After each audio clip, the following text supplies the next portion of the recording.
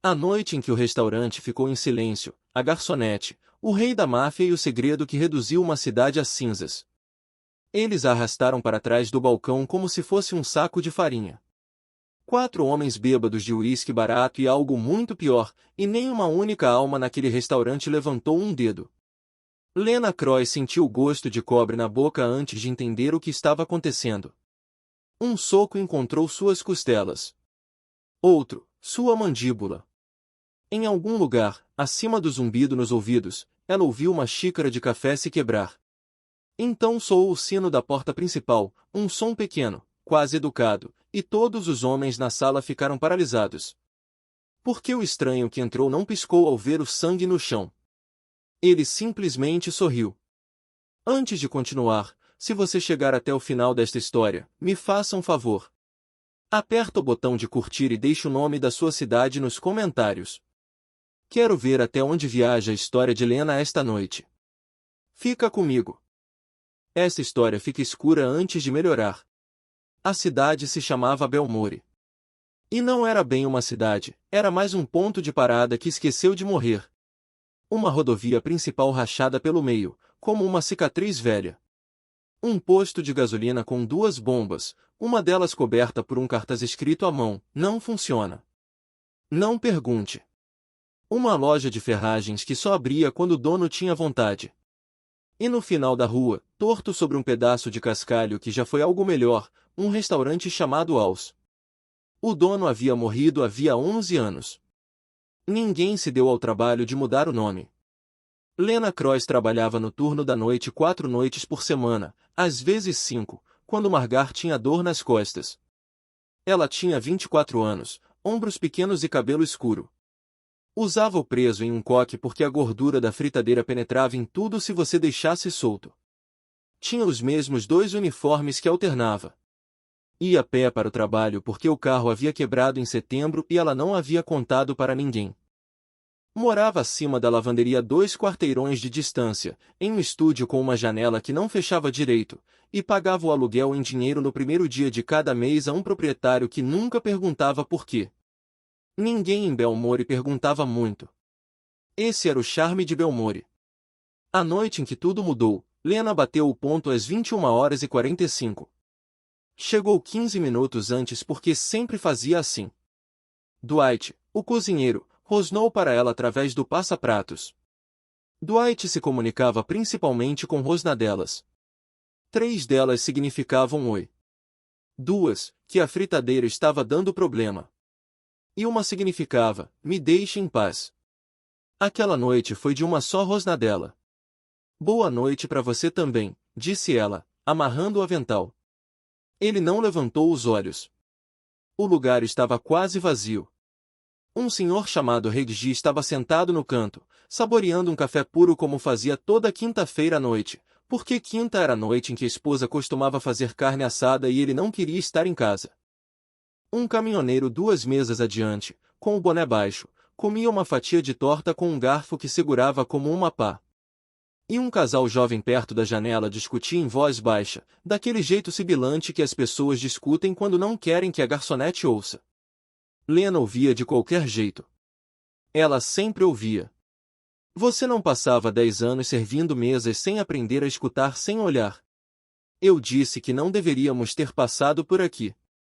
Então dirige, Kevin. Dirige ou cala a boca. Lena encheu o café de Reggie sem perguntar. Ele acenou com a cabeça como sempre fazia. Uma pequena inclinação, como se ela fosse alguém importante. Ela sorriu de volta. Era um sorriso cansado, mas era real. E Reggie era o tipo de homem que notava a diferença. Está frio essa noite, senhorita Lena. Bem frio. Você vai a pé para casa. Sempre vou a pé, Reggie. Ele estralou a língua. Um dia desses eu te compro um carro. Um dia desses eu deixo você. Ele riu baixinho dentro da xícara. Era uma piada que contavam há 2 anos. Ela gostava de Reggie. Reggie era seguro. Reggie cheirava Old Spice e tabaco de cachimbo, e sempre deixava uma gorjeta generosa por um café simples, porque ele sabia. Lena continuou, Verificou a torta do caminhoneiro, encheu os copos d'água do casal, limpou o balcão mesmo sem precisar, porque limpar o balcão era o que você fazia quando não queria ficar parada. Ficar parada no restaurante à noite fazia você sentir que o prédio estava te observando. Lá fora, a porta de um caminhão bateu. Depois outra. E uma terceira. As mãos de Lena não pararam de se mover, mas seus olhos foram até a janela. 4 homens. Homens grandes, com botas e flanela, e aquele jeito desgarbado de quem estava bebendo desde o almoço. Um deles já estava rindo de alguma coisa antes de chegar à porta. Uma risada úmida e ladra que virou o estômago de Lena antes que ela pudesse dizer a si mesma para não ser dramática. O sino tilintou. Ora, rapazes. Olha só. O lugar ainda está aberto. Eles entraram como uma tempestade, os 4 preenchendo a entrada ao mesmo tempo, batendo ombros uns dos outros. Um empurrou o outro com tanta força que o cara teve que se agarrar em uma mesa para não cair. A mesa estava vazia. Não importou. Reggie baixou o café devagarinho. O caminhoneiro abaixou mais o boné.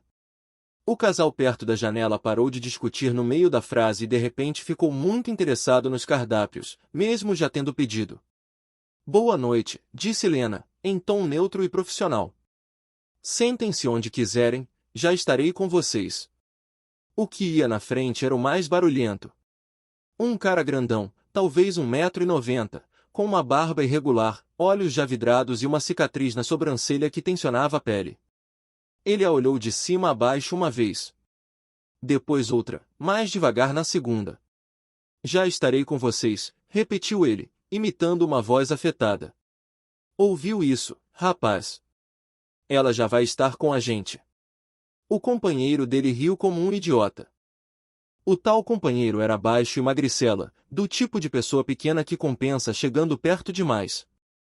Ele despencou em uma mesa e os outros 2 se espalharam ao redor, já gritando por cardápios que poderiam ter pegado eles mesmos no suporte perto da porta. Já vou, disse Lena, e caminhou. Não correu. Correr era coisa de presa. A mãe dela, que Deus a guarde, ou onde quer que estivesse, a mãe dela uma vez havia dito, quando Lena tinha 11 anos e um menino da escola a fez chorar, nunca deixa eles te verem correr, meu bem. Caminha como se tivesse um lugar para ir, e não é com eles. Ela caminhou. O que vai ser? O que você tem? O cardápio está na sua mão. O da cicatriz era o que todos olhavam. Então ele era quem mandava.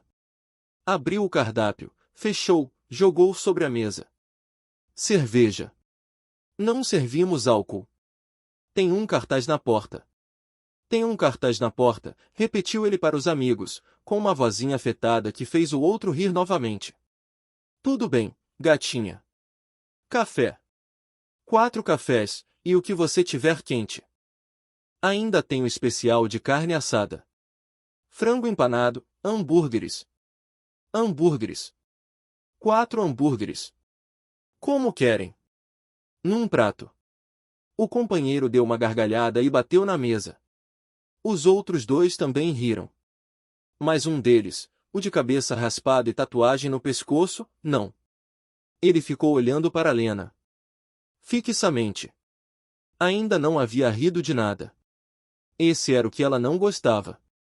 Os barulhentos você conseguia ler. Os silenciosos, não. 4 hambúrgueres, disse Lena, anotou e voltou para o passa-pratos. Dwight leu o pedido. Dwight olhou uma vez através do passa-pratos para a mesa. Então olhou para ela. Você tá bem? Foi a frase mais longa que Dwight havia dito em 3 meses. Estou bem. Quer que eu chame o Aro? Ar era o xerife. Ar tinha 67 anos. Dormia com o rádio desligado e uma vez havia dito a Lena, quando o namorado da vizinha havia quebrado a porta com um soco, que, para dançar o tango são 2, minha filha. Estou bem, Dwight. Ele rosnou. Um rosnar. Me deixe em paz. Mas não estava dizendo para ela. Estava dizendo para a situação. Ela percebeu isso. Lena serviu 4 cafés, levou na bandeja e deixou cada um com cuidado para não derramar nada, sem se inclinar mais do que o necessário. O da cicatriz observou suas mãos o tempo todo. Como você se chama, gatinha? Lena. Lena. Que nome bonito. Lena o quê? Só Lena. Só Lena, repetiu ele para o outro. Meio arrogante, não. Ela não respondeu. Virou para ir embora e foi aí que o homem da cicatriz, ela descobriria mais tarde que se chamava Jesse Olin, e descobriria muitas outras coisas sobre Jesse Olin que preferiria não saber, estendeu a mão e a agarrou pelo pulso. Não com força. Ainda não. Eu te fiz uma pergunta, Justina. Não, não fez. A mesa ficou em silêncio. Lena havia dito aquilo sem pensar. Não tinha intenção de falar. Simplesmente saiu. O companheiro parou de rir. O polegar de Jesse pressionou o interior do pulso de Lena, onde a pele era fina. Jesse sorriu. Era um sorriso paciente, do tipo que um gato exibe. Você tem razão, disse ele. Não fiz. Culpa minha. E a soltou. Lena voltou para o balcão com as mãos tremendo. Deixou a bandeja vazia e apoiou as palmas sobre o balcão até o tremor parar. Dwight a observava pelo passa-pratos. Ela não olhou para ele. Também não olhou para Reggie, embora pudesse sentir que Reggie a observava. Que ele estava decidindo alguma coisa. Não ousa, Reggie, ela pensou. Você tem 71 anos. Não ousa. Os hambúrgueres saíram rápido. Dwight havia dado pressa. Ela sabia por quê. Queria que comessem e fossem embora. Ela queria que comessem e fossem embora. Todo mundo no restaurante queria que comessem e fossem embora. Lena levou os pratos 2 a 2. Aqui está. O ketchup está na mesa. Senta com a gente, disse Jesse, com a boca já cheia. Estou trabalhando. Tira uma pausa. Não posso. Claro que pode. Seu chefe aí atrás apontou o hambúrguer na direção do passa-pratos. Não se importa se a Lena senta com a gente. Importa, chefe. Dwight não respondeu. Dwight era o tipo de homem que respondia com silêncio, e o silêncio dele naquele momento era ensurdecedor. Tá vendo? Disse Jesse. Ele não se importa. Tenho outras mesas. Outras mesas. Ele olhou ao redor de forma teatral. O casalzinho, o caminhoneiro, o velhinho. Que noite agitada. Aproveitem a refeição. Ela virou. Deu 2 passos. Ei! Mais agudo desta vez. Não era mais a voz de bêbado. Era uma voz diferente por baixo da voz de bêbado. Lena parou. Não queria parar. Seus pés pararam de qualquer jeito. Estou te falando. Eu ouvi. Então vira quando um homem está te falando. Ela virou devagar. Tem algum problema com a comida, senhor? Você continua me chamando de senhor. É assim que chamo os clientes. Eu não sou um cliente. Sou Jesse. Ele limpou a boca com o dorso da mão. Fala meu nome. Fala. O caminhoneiro se levantou em silêncio, mas se levantou. Tirou uma carteira do bolso traseiro e deixou uma nota de 20 sobre a mesa sem olhar a conta, e foi embora. O sino tilintou, a porta se fechou. Ninguém disse nada. Ninguém pareceu sequer notar. Mas Lena notou. Da mesma forma que notava tudo, e arquivou no lugar da cabeça onde guardava todas as pequenas traições. Aproveitem a refeição, ela repetiu. A mandíbula de Jesse se contraiu. Por um segundo ela pensou que ele fosse bater nela ali mesmo, na frente de Reggie, do casal, de Dwight pelo passa-pratos. Ele não fez isso. Em vez disso, riu. Uma risada curta e feia. Tudo bem, Lena. Só Lena. Tudo bem. Ela se afastou, chegou ao balcão, pegou um pano e começou a limpar. E desta vez suas mãos não tremiam. Elas faziam algo pior, estavam muito quietas. E seu cérebro percorria a porta dos fundos da cozinha, o beco, a saída de emergência, e contava quantos segundos levaria para chegar a cada uma delas. Reggie estava ao lado dela antes que ela ouvisse se mover. Lena. Reggie, vai para casa. Lena, meu bem, me escuta. Vai para casa. Ele a olhou. Seus olhos velhos ficaram brilhantes e por um segundo ela pensou que ele fosse chorar. Aquele senhor que havia enterrado uma esposa e um filho, e Deus sabe o que mais. Ela sentiu algo se soltar no peito que não tinha tempo de sentir. Amanhã é dia de carne assada, Reggie. Vou guardar um pedaço para você. Ele assentiu. Colocou a mão sobre a dela no balcão por um segundo apenas, apertou uma vez e foi embora. Não correu. Caminhou como um homem com um lugar para ir, e não era com eles. Helena o viu partir enquanto o sino tilintava, e pensou, ela te ouviu, mãe. Ele caminhou como você disse. 9 minutos depois que Reggie foi embora, Jesse se levantou. Lena estava no passa-pratos quando ouviu a mesa raspar. Sentiu o ar da sala mudar antes de ouvi-lo. Da mesma forma que um cachorro sente uma tempestade antes da chuva. Ela virou. Jesse vinha em sua direção. Os 4 vinham, não rápido, relaxados. O silencioso de cabeça raspada vinha por trás com as mãos nos bolsos. O casal assustado perto da janela já havia ido embora. Ela nem tinha visto eles saírem, só os pratos ainda na mesa, o milkshake derretendo. A conta está no balcão, disse ela.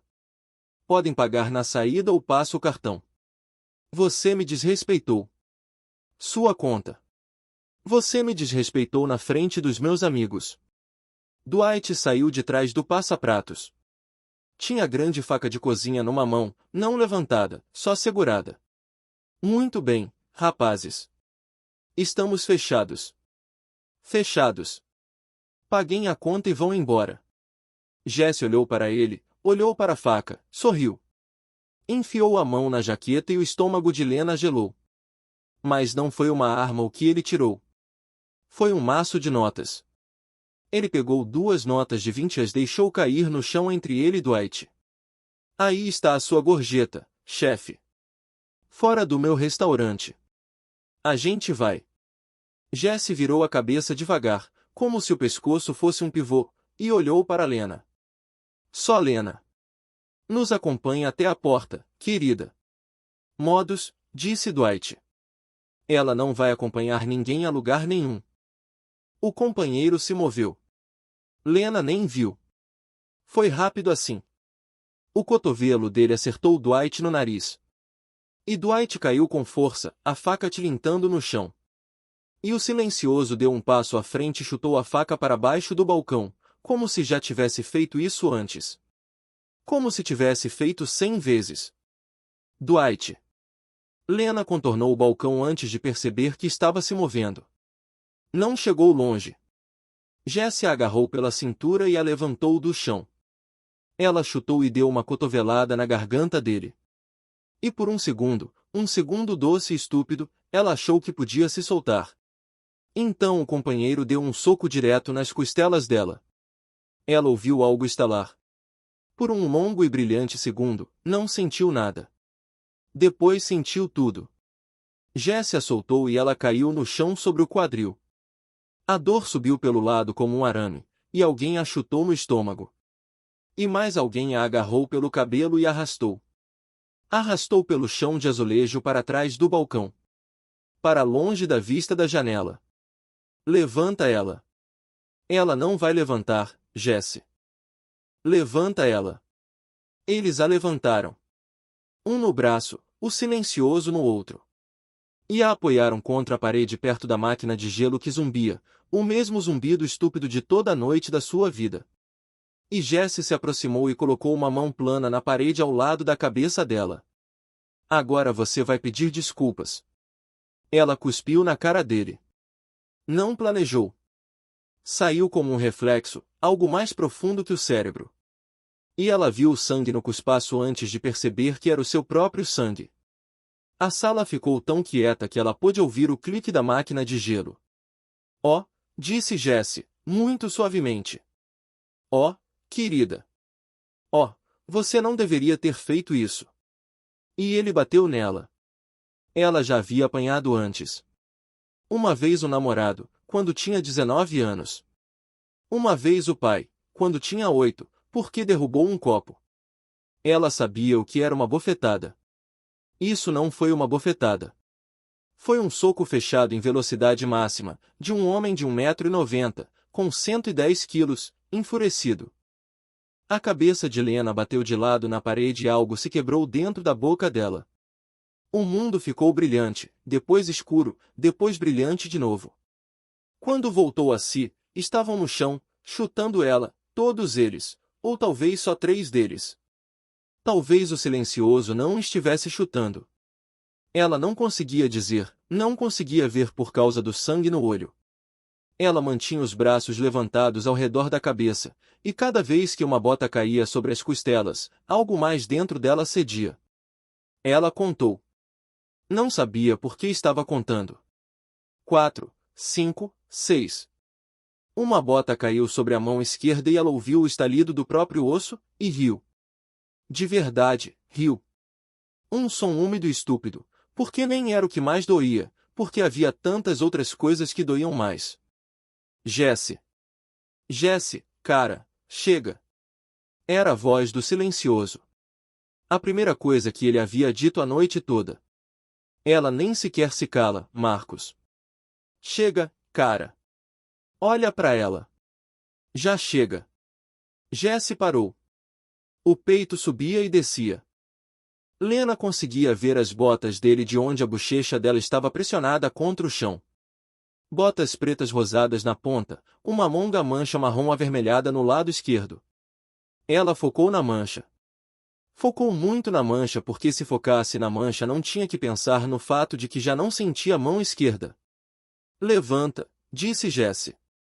Ela não levantou. Levanta. Ela tentou. Chegou até apoiar no cotovelo. O cotovelo não a sustentou. Ela caiu de volta. Jesse, eu disse para levantar ela, Marcos. Marcos não se moveu. O companheiro sim. O companheiro agarrou pela axila e puxou. E a dor que percorreu as costelas foi a pior dor de toda a noite. Pior que o soco, pior que os chutes. Um rasgo branco e quente, e ela emitiu um som que não reconheceu como seu. Eles a apoiaram contra a parede. A cabeça dela não ficava erguida, continuava caindo para frente. Jesse pegou o queixo dela e levantou. Olha para mim. Ela olhou. Um dos olhos não abria completamente. O outro funcionava. Ela olhou. Você sabe qual é o seu problema, Justina? Ela não respondeu. Não tinha certeza se conseguia.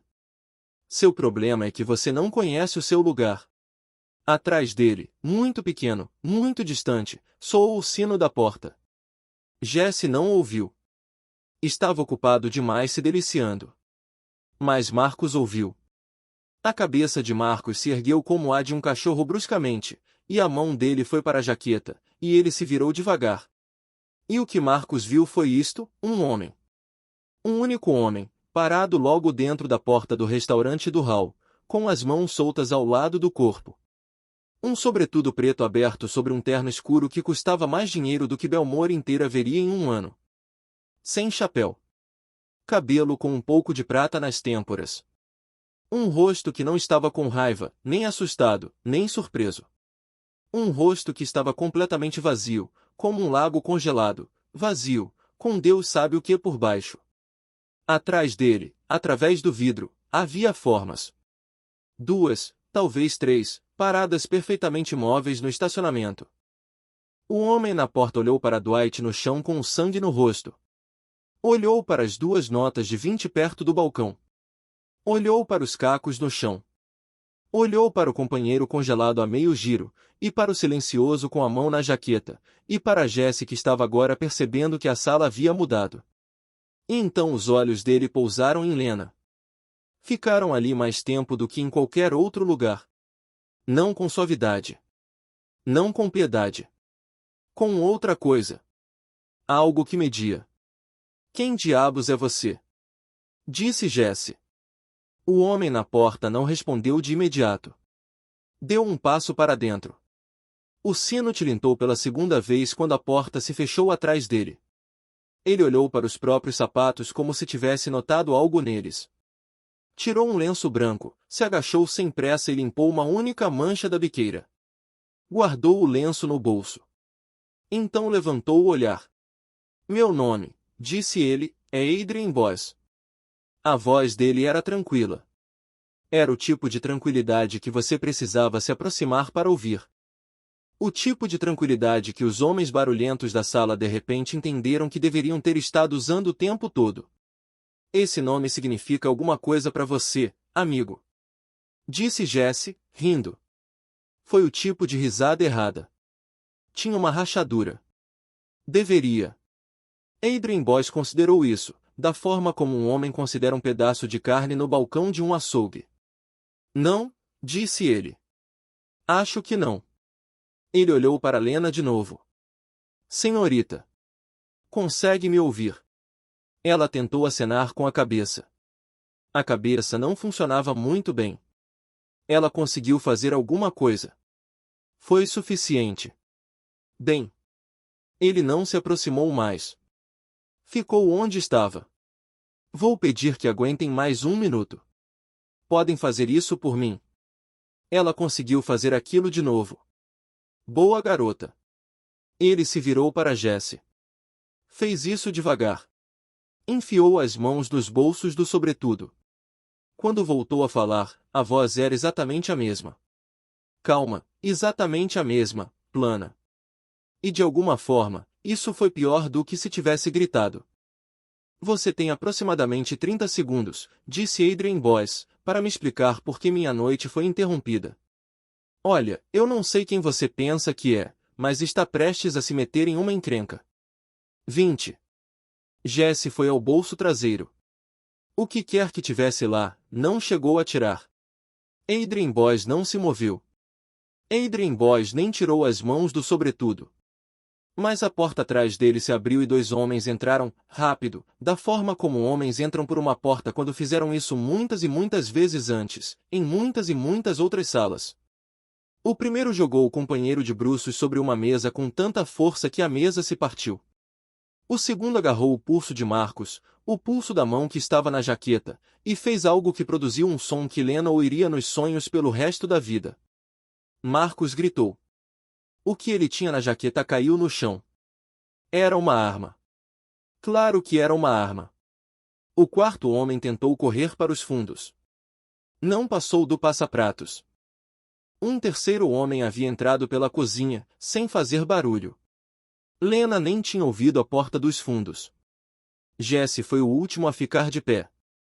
Jesse ainda tinha a mão a caminho do bolso traseiro e estava congelado, e o rosto dele havia assumido uma cor que Lena nunca tinha visto num rosto antes, uma espécie de branco acinzentado, como queijo velho. Adrien Boyce tirou as mãos do sobretudo, cruzou o restaurante entre a mesa tombada, a cadeira caída e as duas notas de 20 no chão. Parou na frente de Jesse. Era mais baixo que Jesse por uns 7 centímetros. Nada na sala sugeria que isso importasse. Eu te fiz uma pergunta, disse Adrien Boyce. Eu. A menina, ela foi um mal-entendido, cara. Foi só. Olha pra ela. Estou olhando. A mandíbula de Jesse tremia inteira. Lena o encarou de volta do chão. Não sabia que aparência tinha o rosto dela. Pela forma como a mandíbula de Jesse se movia, não era boa. Um mal-entendido, disse Adrien Boyce. Disse isso como se estivesse saboreando a palavra, como se não gostasse do sabor. Sabe? Cresci com um homem que usava muito essa palavra. Meu tio. Toda vez que mandava minha tia para o hospital, era um mal-entendido. Ele inclinou a cabeça. No final, ela morreu de um. Jesse não disse nada. Não havia nada a dizer. Levem eles lá para fora, disse Adrien. Lena ficou pendurada entre o presente e o ausente. Podia sentir algo quente e macio ao redor dos ombros, a lã do sobretudo de Adrien. E a lã cheirava a cedro e a algo mais escuro por baixo. E apesar de tudo, o cérebro dela continuava funcionando como um relógio que alguém tinha deixado cair, mas não quebrado. Ela estava consciente. Era consciente de estar consciente. Podia ouvir Dwight tossindo no chão atrás do balcão. Podia ouvir um dos homens de Adrien perguntando a ele, com uma voz perfeitamente calma, se conseguia mover os dedos. Podia ouvir a própria respiração saindo em pequenos rasgaros úmidos. Calma. Calma. A voz de Adrien perto do ouvido dela. Não suave, exatamente firme. Estou aqui, ela quis dizer. O que saiu foi principalmente ar. Ela tentou de novo. Estou aqui. Eu sei. Ele abaixou sobre uma mesa. A mais próxima do passapratos, aquela cujo estofado sintético tinha rachado na costura há 2 anos e que Margar havia remendado com fita adesiva preta. O quadril de Lena bateu no vinil e a dor percorreu o lado como algo vivo. Ela emitiu um som, e Adrien a deixou fazer isso, sem fingir não ter ouvido. Ele se ajoelhou ao lado da mesa sobre um joelho, como um homem pedindo em casamento. O sobretudo se espalhou ao redor dele sobre o chão sujo. Ele não pareceu saber. E não pareceu se importar. Kellen, chefe. Carro a caminho. 3 minutos. 2. Sim, chefe. O homem chamado Kellen saiu. Através do vidro, Lena conseguia vê-lo levar um telefone ao ouvido. Via o hálito saindo em pequenas baforadas brancas no frio. Adrien se virou para ela. Olhou para a mão primeiro, a esquerda estava no colo dela e já não parecia a mão dela. O dedo mínimo apontava na direção errada. A junta acima já tinha a cor de uma ameixa madura. Posso. O quê? Sua mão. Posso olhar. Ela assentiu. Ele não tocou. Se inclinou e estudou a mão de 60 centímetros de distância como um homem estudando um mapa. Então se recostou. Está quebrada em 2 lugares. Talvez 3. As costelas são um problema maior. Sei como é costela quebrada.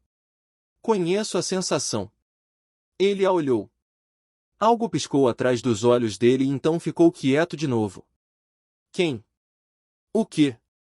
Quem quebrou as costelas da primeira vez? Ela quase riu. Subiu pela garganta e morreu ali porque rir doía demais. Essa é uma lista longa, Sr. Boss. Adrien. Essa é uma lista longa, Adrien. Ele assentiu devagar. Não voltou a perguntar. Arquivou aquilo em algum lugar.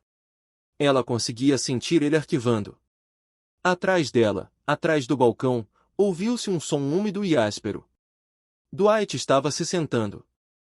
Um dos homens de Adrien, um homem menor, com barba negra parada e mãos suaves, pressionava uma toalha de bar dobrada no nariz de Dwight. Dwight olhava para Lena por cima do passapratos com um único olho bom, o outro inchando até fechar.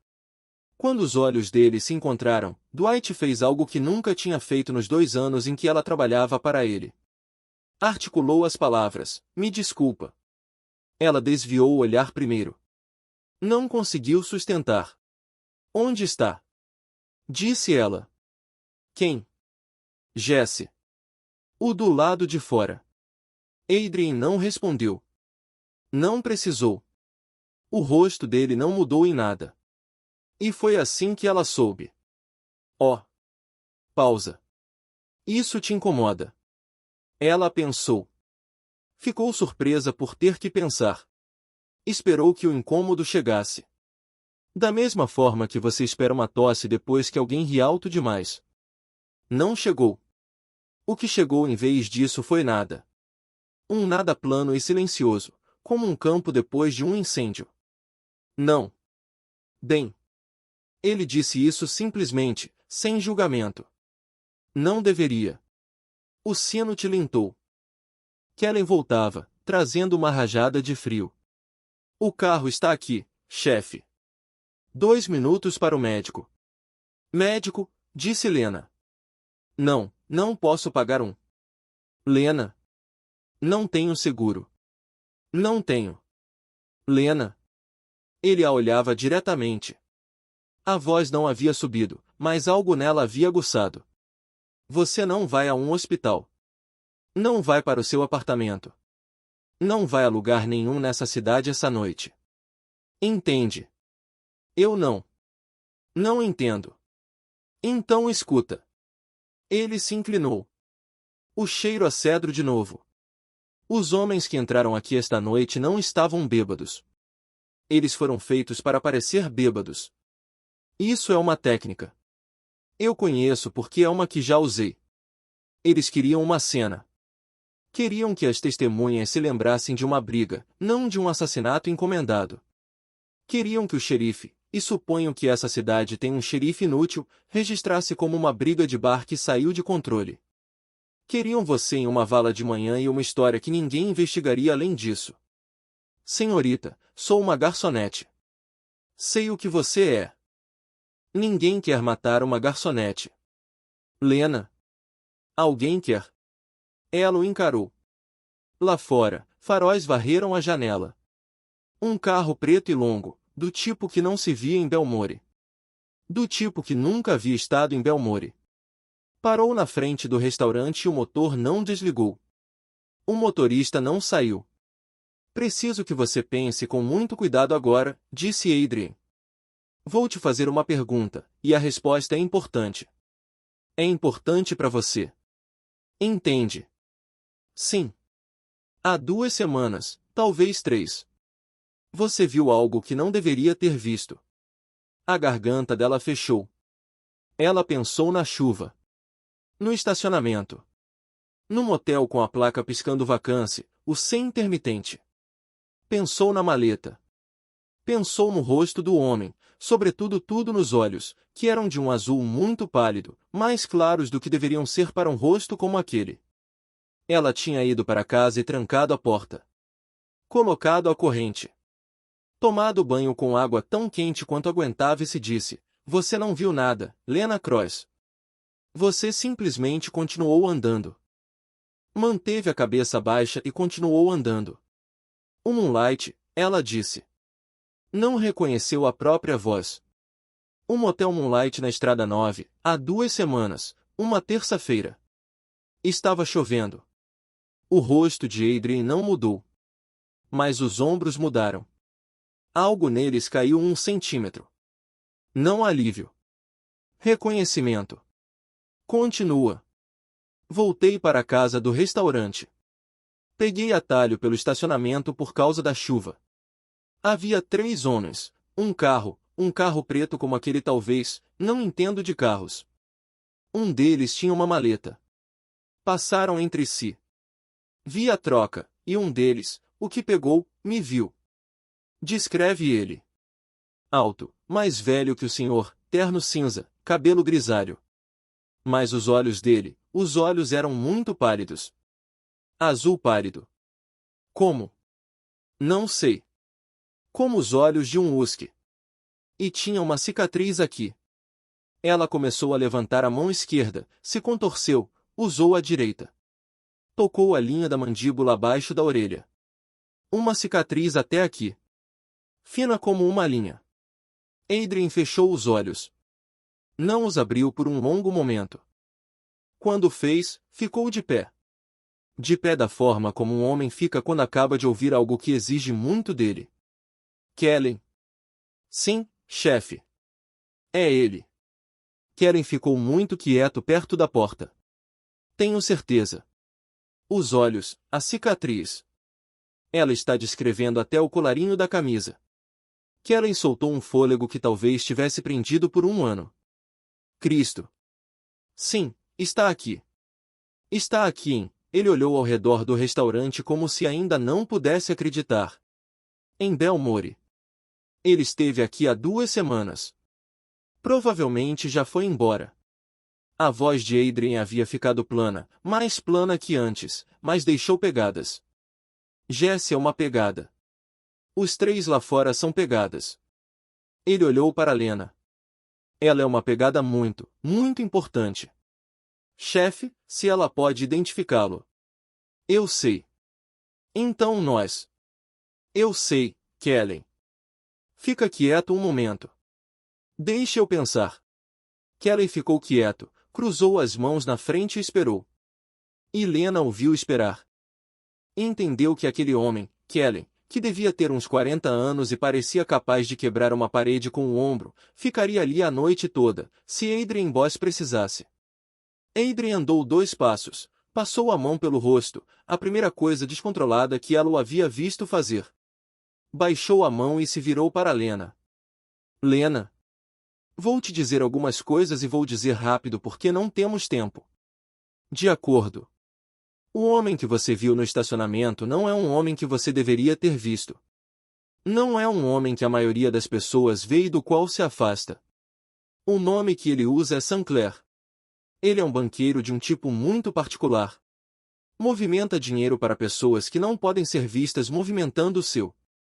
Dinheiro criminoso, dinheiro estrangeiro, dinheiro que compra coisas que você não quer saber que estão sendo compradas. De acordo. Há 3 anos que estou tentando encontrá-lo. De acordo. Você entende o que isso significa? Não. Significa que há 3 anos gasto uma enorme quantia de dinheiro e muitas outras coisas procurando por um homem. E esta noite, por um acidente que ainda não entendo, uma garçonete em uma cidade onde não havia nenhuma razão para estar acabou de me dizer que sabe como ele é e onde ele foi visto. Ela o encarou. O que o senhor estava fazendo aqui? Ele quase sorriu.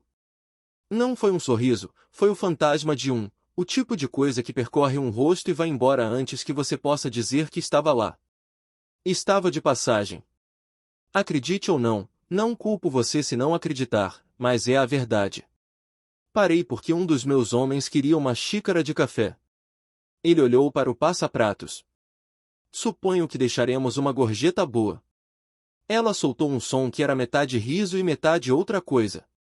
Ficou preso nas costelas e ela se dobrou um pouco para a frente.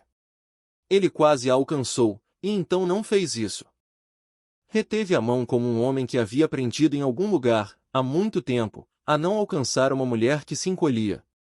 Lena. Escuta. Se os homens que vieram atrás de você esta noite sabiam onde te encontrar, então Sinclair sabia. Se Sinclair sabia, ele lembrava do seu rosto do estacionamento. E ele mandou alguém te seguir, mandou alguém perguntar sobre você, e decidiu que você era um problema. Ele não deixa problemas. Nunca. Entende? Sim. Então haverá mais deles. Essa noite. Talvez em 1 hora. Talvez antes. Sim. Você não pode ir para casa. Não pode ir ao xerife. Não pode ir para a família. Tem família. Não. Alguém. Não. Ele a olhou. A olhou da mesma forma que havia olhado quando entrou pela porta pela primeira vez, aquele olhar calculador. Então você vai vir comigo. Não te conheço. Não, não me conhece. Você acabou de ver 4 homens morrerem num estacionamento. E se supõe que você simplesmente... Se supõe, disse ele, muito calmamente, que você tome a decisão que te mantém viva. Só isso. Não estou pedindo que confie em mim. Estou te dizendo que se ficar nessa cidade esta noite, você morre. E se vier comigo, talvez não. Essa é a oferta toda. Não é uma boa oferta. Estou ciente. Ela o encarou. A mão esquerda pulsava. O olho direito estava fechando. As costelas pareciam que alguém havia enfiado um atiçador quente entre elas e deixado lá. Ela pensou no apartamento acima da lavanderia. A janela que não fechava direito. A corrente da porta que um ombro de homem poderia romper com um único empurrão. Pensou em Arlo, o xerife, que havia dito que para dançar o tango são 2. Pensou em Reggie com suas quintas-feiras de carne assada. E percebeu com uma certeza fria e plana que se voltasse para o apartamento aquela noite, estaria morta pela manhã. E em 1 semana, Reggie viria buscar a sua carne assada de quinta-feira e perguntaria a Dwight onde estava Lena. E Dwight murmuraria algo e Reggie saberia. Tá bem, disse ela. Tá bem. Vou. Adrien assentiu uma vez, só uma vez. Não pareceu aliviado. Ela perceberia mais tarde que ele nunca parecia aliviado com nada. O alívio era coisa de outras pessoas. Kellen, ajuda ela a se levantar. Posso andar, disse ela. Tenho certeza que pode. Deixe ele ajudar de qualquer jeito. Kellen se aproximou. Foi gentil. Ela não esperava que um homem com aquela constituição fosse gentil. Ele a levantou pelo braço bom e esperou enquanto ela ficava de pé. A sala inclinada e então se estabilizou. Conseguia sentir o sangue secando no rosto, rígido, puxando a pele. Dwight, disse ela. Senhorita, disse o homem menor com a barba. Ele segurava a toalha no nariz de Dwight. Vai sobreviver. Nariz quebrado, uns dentes frouxos. Vai ficar mais envergonhado do que qualquer outra coisa. Não estou envergonhado, disse Dwight, com voz anasalada através da toalha. Estou com raiva. Era mais do que ela tinha ouvido ele dizer de uma vez. Dwight, eu. Lena. Vai embora. Dwight, não posso simplesmente. Vai embora. Ele baixou a toalha. O rosto era um desastre.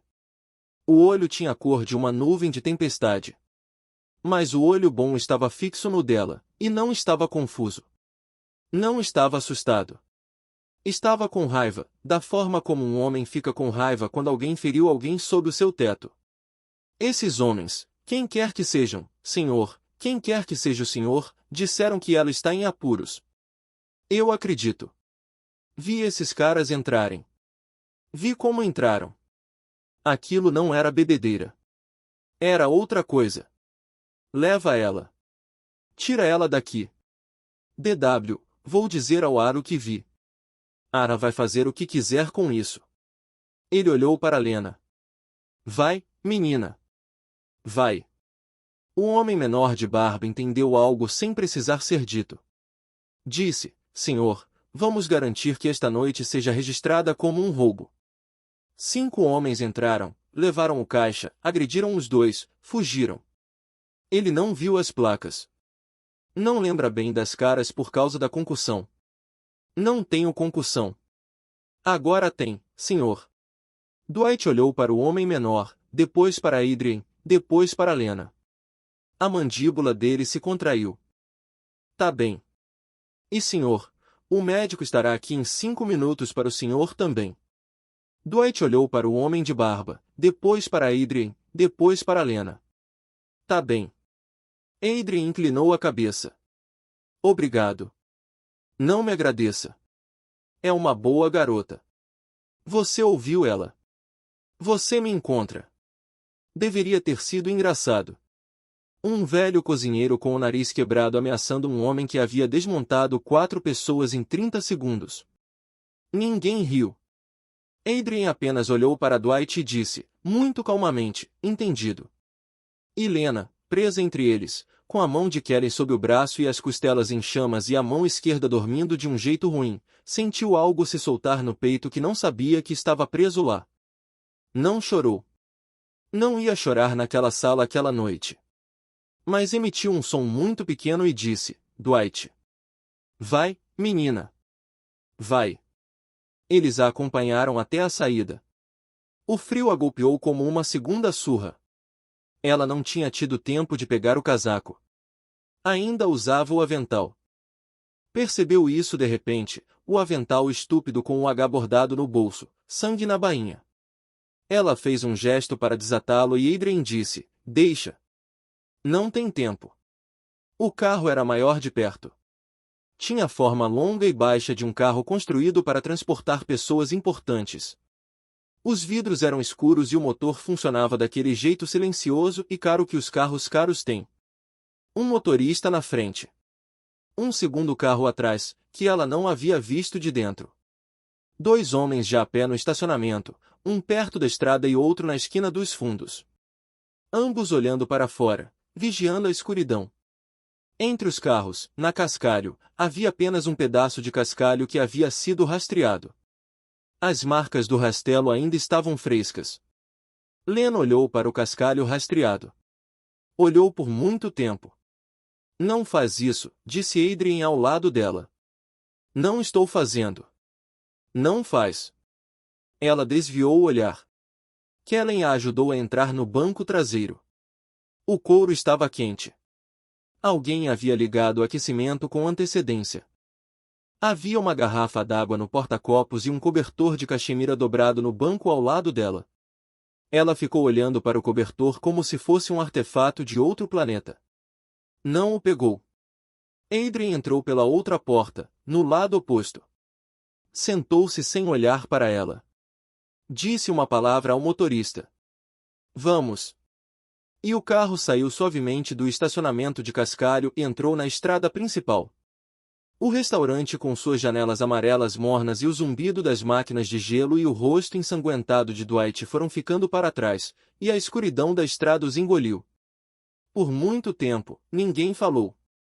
Lena observava a estrada passar, a estrada pela qual havia caminhado para casa 200 noites, a lavanderia onde morava com sua placa apagada à noite, a janela do apartamento lá em cima, escura porque ela não estava lá, escura porque se tivesse estado lá aquela noite, em 1 hora, em 2, não teria ficado escura. Ela entendeu isso com todo o corpo. Viu o apartamento passar e não olhou para trás. Sua mão. Ela havia esquecido que ele estava lá. Isso era estúpido. Você não podia esquecer que ele estava lá. Ele fazia o interior de um carro ser diferente simplesmente por estar nele. Segura acima do coração. Por quê? Diminui o inchaço. Ela fez isso. Doeu de uma forma nova. Continuou fazendo assim. Ele olhou pela própria janela. As luzes da estrada se moviam pelo rosto dele em faixas. Ele parecia cansado. Cansado da forma como um homem fica cansado quando já está cansado há anos e parou de esperar deixar de estar. Quantos anos você tem, Lena Cross? 24. 24, ele repetiu baixinho, para si mesmo. Pais. Minha mãe está morta. Meu pai, não sei, em algum lugar. Irmãos. Não. Namorado. Não. Ex-namorado. Adrien a olhou. O fantasma daquele sorriso de novo, desaparecido de novo. Me perdoe. Velhos hábitos. Estou acostumado a mapear pessoas rapidamente. Por quê? Porque as pessoas são o jeito de chegar a outras pessoas. Ela pensou nisso. Fazia sentido para ela de um jeito que preferiria que não fizesse. Tem alguém que vai te procurar de manhã. Dwight. Além de Dwight. Ela realmente pensou. Pensou no nome de uma garota do colégio que agora era casada e morava a 2 bairros de distância e de quem ainda recebia cartão de Natal, mas para quem não havia respondido em 3 anos. Pensou em um professor do curso comunitário que havia dito que ela era inteligente e que deveria voltar. Pensou em redigir na mesa dele. Não, disse ela. De acordo. É uma resposta triste. É uma resposta útil. Ele a olhou por um longo segundo. Não respondeu. Então disse, ambos. Essa é a resposta honesta, Lena. Ambos. Ela assentiu devagar. Para onde vamos? Para minha casa. Fica a 1 hora daqui. Tem um médico lá. Tem uma enfermeira que mora na propriedade. Tem um quarto que você pode ter todo o tempo que precisar. E a porta terá uma fechadura por dentro. Eu te darei a chave, e ninguém entrará por aquela porta sem que você a abra. Entende? Sim. Digo isso com precisão porque não quero que haja confusão sobre que tipo de proteção é essa. Não quero que me tenha medo. Não quero que me tenha medo do jeito errado. Um pouco de medo é saudável. Uma mulher na sua posição deveria ter medo de cada homem que conhece, incluindo eu. Mas não esse tipo de medo. Esse tipo de medo te faz pular com sombras e não ver a faca real quando chega. Você fala como alguém que já viu muitas facas reais. Já vi, ele disse. Ela observou o perfil dele contra a janela. A prata nas têmporas. A linha da mandíbula, que não era uma linha suave. Ele tinha o rosto de um homem que havia sido golpeado antes e com frequência, mas há muito tempo, então o dano havia cicatrizado em algo duro, liso e ilegível. Adrien. Em que o senhor trabalha?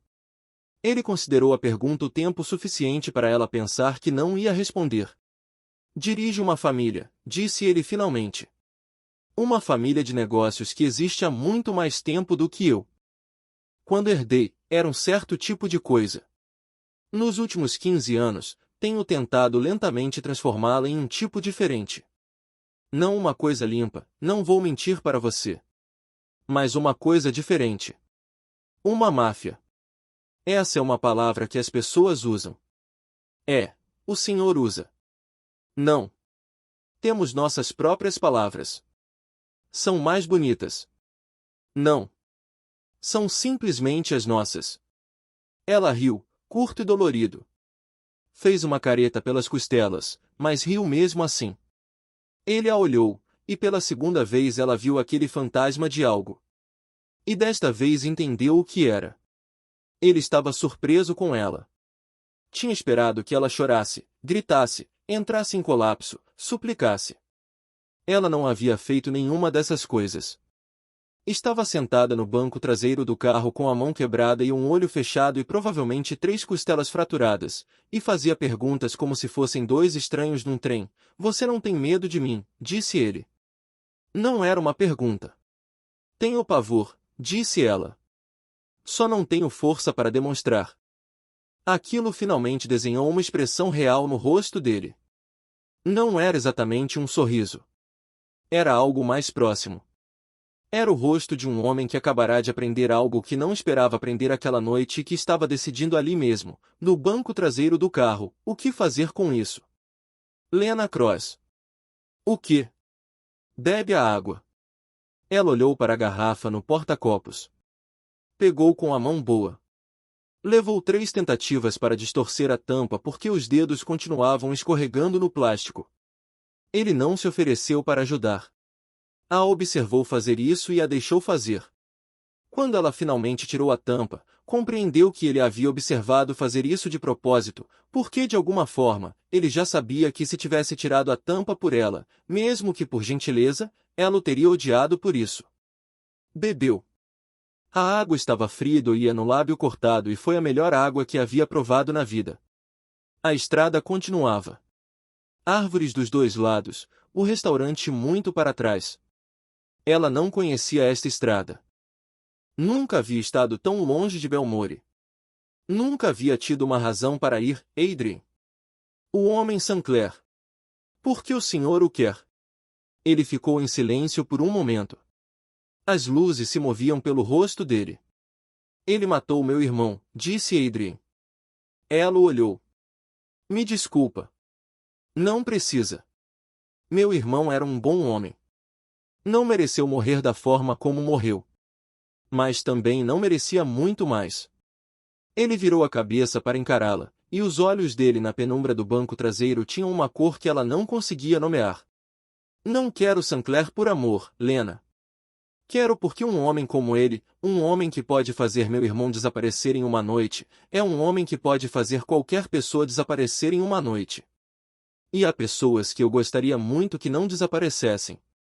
Quem? Eu, por exemplo. Ela quase riu de novo. Não riu. Percebeu que ele não estava brincando. E o senhor acha que posso ajudá-lo a chegar a ele? Sei que pode. Não só porque pode identificá-lo, mas porque pode fazer mais do que isso. Você viu uma troca, viu o carro, viu o estacionamento, viu o horário. Tenho peças, Lena. Muitíssimas peças. Não tinha a única peça que coloca um rosto em um lugar em um momento. Agora tenho. Ele fez uma pausa. Você é uma testemunha. É isso que você é. É algo muito perigoso de ser. Mas também é algo muito valioso. E eu protejo o que é valioso para mim. Isso não é romântico. Não estava sendo romântico. Bem. Quase sorriu de novo. Olhou pela janela. O próprio reflexo lhe devolveu o olhar e ela recuou. O rosto dela não parecia o seu rosto. A metade já estava de roxo escuro. O olho, uma fresta. Os lábios partidos ao meio e inchados, deformados. Uma estranha. Parecia uma estranha. Ela olhou para a estranha e a estranha a olhou de volta. Helena Cross, de 24 anos, de Belmore, pensou, você não é mais ela. Ela ficou naquele restaurante. Ela não vem com você. Fecha os olhos. Não consigo. Tenta. Toda vez que fecho, eu vejo. Tenta mesmo assim. Você tem uns 40 minutos antes de chegarmos. Preciso que você tenha alguma coisa dentro de si, além de dor, quando chegarmos lá. Ela fechou os olhos. Viu o rosto de Jesse. Os abriu. Os fechou. Viu o cascalho rastreado. Os abriu. Adrien. Sim. Fala. Alguma coisa. Não importa o que. Só fala. Alguma coisa com uma voz. Não consigo. De acordo.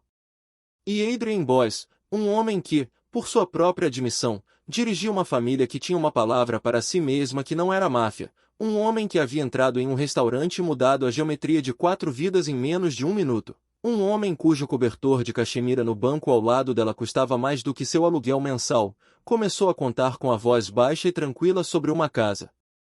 Sobre uma casa a 1 hora de distância, ao final de um longo caminho de cascalho com portões de ferro e carvalhos e um lago que gelava em janeiro e no qual ele havia patinado mal quando tinha 9 anos. Sobre uma cozinheira chamada Sra. Nell, que estava com a família há 31 anos e fazia uma sopa de tomate que podia, disse ele, ressuscitar um morto. Sobre um jardim que a mãe havia plantado antes de adoecer. Sobre uma biblioteca com uma escada sobre trilhos. E sobre um cão, um grande vira-lata velho chamado Joe, que o pessoal havia resgatado de um bueiro e pelo qual Adrien, apesar das repetidas tentativas de manter a dignidade, havia chegado a se afeiçoar. Ele falou da casa enquanto o carro devorava quilômetros de estrada escura. Não o embelezou. Mencionou que as portas tinham câmeras, que havia homens na propriedade a todas as horas, que as janelas da ala leste eram à prova de balas desde 2017. Expôs isso da forma como um homem expõe uma planta baixa, não um conto de fadas. E de alguma forma, a falta de beleza foi o que finalmente a levou a fechar os olhos e mantê-los fechados. Ela não dormiu. Flutuou. Escutou a voz dele e os pneus e a pequena dor da própria respiração. E não pensou no restaurante, não pensou no cascalho rastreado e não pensou, por um tempo, num homem de olhos pálidos do motel Moonlight, que havia olhado através de 12 metros de asfalto molhado e decidido que ela deveria morrer. Em algum momento dessa flutuação, ela ouviu dizer o nome dela de novo, muito suavemente, da forma como uma pessoa diz um nome tentando lembrar a forma. Lena Cross não abriu os olhos, não respondeu. E Adrien Boyce na escuridão do banco traseiro, com uma garçonete sangrando silenciosamente ao lado dele e o rosto do assassino do irmão finalmente ao alcance, depois de 3 anos de nada, olhou para a estrada que se desenrolava nos faróis e compreendeu, com a clareza particular que às vezes lhe chegava nos carros à noite, que a mulher ao lado dele não ia ser uma ferramenta que usaria e descartaria. Ele entendeu isso da forma como um homem entende o tempo. Ainda não sabia o que ela ia fazer. Mas sabia o que não ia fazer. E para Adrien Boyce, isso já era mais do que havia sabido sobre qualquer coisa em muito, muito tempo. O carro saiu da estrada principal. A cascalho rangeu sob os pneus. Em algum lugar à frente, na escuridão, portões de ferro começaram a se abrir. Os portões eram de ferro preto e mais antigos que o caminho de entrada, e se abriram sem fazer barulho. Lena ouviu o cascalho mudar sob os pneus, do material solto da estrada estadual para algo mais fino e nivelado. O carro reduziu a velocidade. Um homem saiu de uma pequena cabine de pedra à direita do caminho, olhou uma vez para o motorista, assentiu e voltou para a escuridão. Não olhou para o banco traseiro. Lena entendeu de alguma forma que isso era uma gentileza. Que os homens dessa propriedade eram treinados para não olhar para quem quer que o chefe trouxesse para casa no banco traseiro de um carro às 2 da manhã. O caminho continuou mais do que ela esperava. Os faróis captaram troncos de carvalhos um após o outro, a casca pálida sob o feixe de luz, uma cerca branca à esquerda, uma colina baixa à direita. Então uma curva, e a casa surgiu da escuridão de repente, maior do que ela havia se preparado. 2 andares de tijolo antigo com as luzes acesas, amarelas e suaves, por trás de uma dúzia de janelas. Alguém havia acendido as luzes para eles. Alguém sabia que eles vinham. Fica quieta um segundo, disse Adrien. Ela não havia planejado se mover. O corpo havia parado de aceitar sugestões do cérebro uns 20 minutos atrás. Só assentiu. O carro parou sob um pórtico de pedra. O motorista desligou o motor. Kellen já havia saído do banco do passageiro, se movendo ao redor do capô. E outro homem, mais velho, uns 50 anos, num terno escuro sem gravata, descia os 3 degraus de pedra da porta principal. Ele se movia como um homem que havia ficado acordado esperando. Adrien saiu primeiro. Disse algo ao homem mais velho que Lena não entendeu. O homem mais velho ouviu, assentiu 2 vezes e virou a cabeça para olhar através da janela para ela. Os olhos dele percorreram o rosto de Lena e a mandíbula dele se contraiu, e ele desviou o olhar rapidamente, da forma como um homem decente desvia o olhar de uma mulher que acabou de ser machucada. O médico está na sala leste, ela ouviu dizer. A senhora Nell fez caldo. O quarto está pronto. Coloquei no azul. Bem. Obrigado, Henry. Claro, senhor. Adrien contornou o carro até o lado dela e abriu a porta. Entrou o frio. Não a atingiu. Consegue andar. Consigo andar. Lena. Consigo andar. Ele recuou. A guiou. Ela tirou as pernas uma a uma, apoiou a mão boa na moldura da porta e ficou de pé. O mundo ficou cinza nas bordas por um segundo e então voltou. Ela não caiu. Estava quase orgulhosa disso de um jeito estúpido e distante. Olha só. Ainda de pé. Ainda uma pessoa. Henry, o homem mais velho, não ficou perto. Manteve distância, abriu a porta principal e se pôs de lado enquanto ela subia os degraus. Adrien, meio passo atrás. Kellen, outro meio passo atrás de Adrien. Ela teve a sensação de que estava sendo guiada por uma porta que não ia se fechar da mesma forma atrás dela. O vestíbulo era maior do que todo o apartamento dela. Ela percebeu isso e então percebeu que estava percebendo isso e quase riu. Assoalho de madeira escura, uma escada curvando para a direita, um tapete longo da cor de vinho velho, um lustre que ela não olhou porque olhar para cima ia fazê-la vomitar. A casa cheirava a fumaça de lareira e algo quente da cozinha, sopa ou pão, algo com sal, e o estômago dela virou e ela percebeu que não havia comido desde o meio-dia e que não ia comer por um bom tempo porque a boca estava cheia de sangue em lugares quebrados. Por aqui, senhorita, a voz de Henry, suave. Não a chamava de senhora, não a chamava de senhorita Croix. Só senhorita. Da forma como você diria a qualquer mulher que não quisesse nomear em voz alta. Ela apreciou isso e não soube por quê. Henry a guiou por um arco à esquerda, por um corredor curto bordeado de fotografias antigas que ela não olhou, e a uma sala que havia sido claramente preparada como um centro de triagem. O sofá longo havia sido empurrado para trás e uma poltrona de couro havia sido avançada e coberta com um lençol branco. Uma mesa dobrável de metal estava ao lado com uma maleta médica preta já aberta, toalhas limpas, um recipiente, uma chaleira no aquecedor, boa iluminação, iluminação clínica. Alguém havia trazido uma luminária de outro lugar. Uma mulher esperava. Devia ter uns 50 anos, pequena, com o cabelo entremeado de branco, preso com firmeza. Tinha o tipo de rosto que Lena reconhecia de todas as salas de emergência em que havia sentado de criança com a mãe. Um rosto de enfermeira. O rosto de uma mulher que havia visto demais há muito tempo e havia decidido continuar se apresentando mesmo assim. Lena, esta é Ruth, disse Adrien. Foi enfermeira de trauma por 22 anos antes de vir trabalhar comigo. O Dr. Marsh também vai te examinar, mas quero que ela fique contigo o tempo todo. Ruth deu 2 passos para frente. Não sorriu. Lena foi grata por não sorrir. Um sorriso naquele momento teria sido errado. Meu bem, me chamo Ruth. Vou te tocar agora. Vou tocar primeiro o ombro e então vou colocar a mão sobre o cotovelo e te ajudar a sentar nessa cadeira. Tudo bem. Tudo bem. Ruth fez exatamente o que disse que ia fazer, na ordem em que disse que ia fazer. Nada de surpresa, nada de repentino. Lena sentou.